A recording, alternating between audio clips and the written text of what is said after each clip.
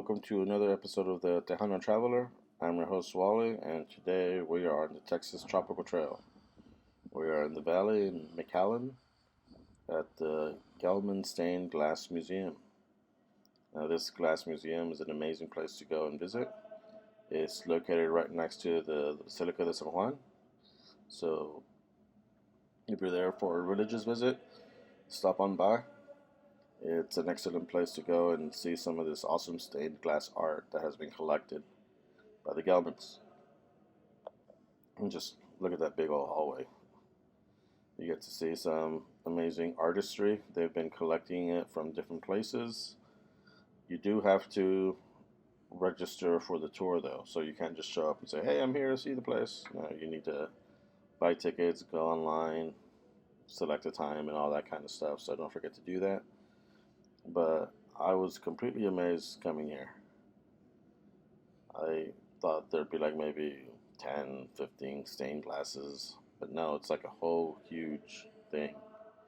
And the reason it's so bright is not because of the sun outside.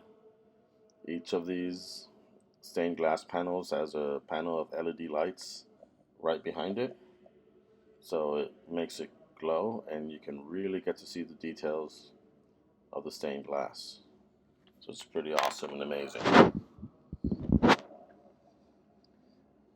And to put you in the mood, they have all these monk chants going on, so it's a pretty nifty experience. And then the floor is excellently shined, and it creates some pretty awesome optical illusions. But you can walk around, you get to see different styles of stained glass.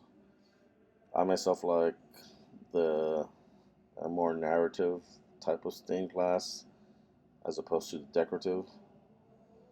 I like stained glass that tells a story. Other people like stained glass that is just decorative and has flowers and designs and that kind of stuff. But I like looking at stained glass and trying to figure out first who it is that they're talking about.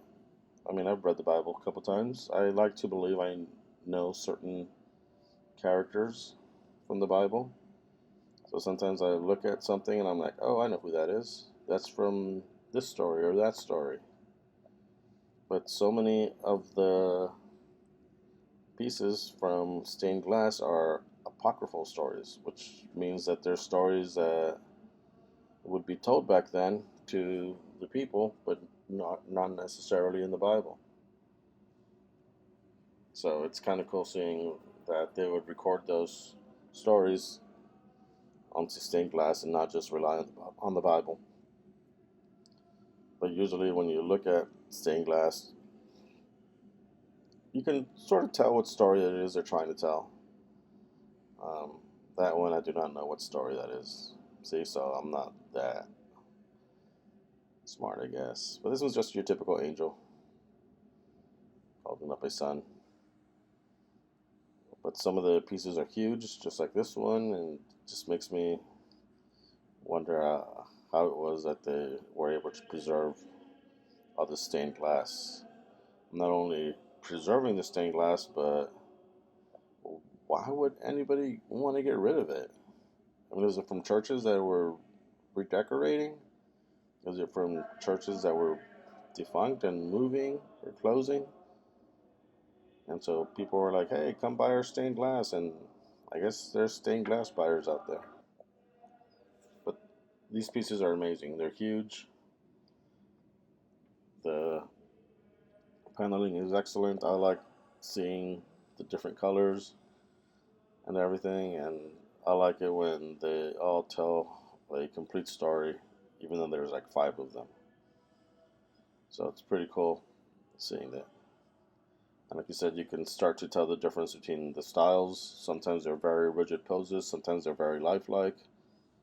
Sometimes the styling around them changes, and you can sort of start telling which ones were made around which time, and which ones start going together, which ones are from the same country, and so on.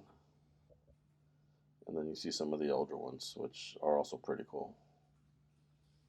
So if you get a chance to be in the valley, McAllen, come check out the Gelman Stained Glass Museum. It's definitely worth a visit. It's definitely worth going to. Thanks for watching. Don't forget to like and subscribe. Bye bye.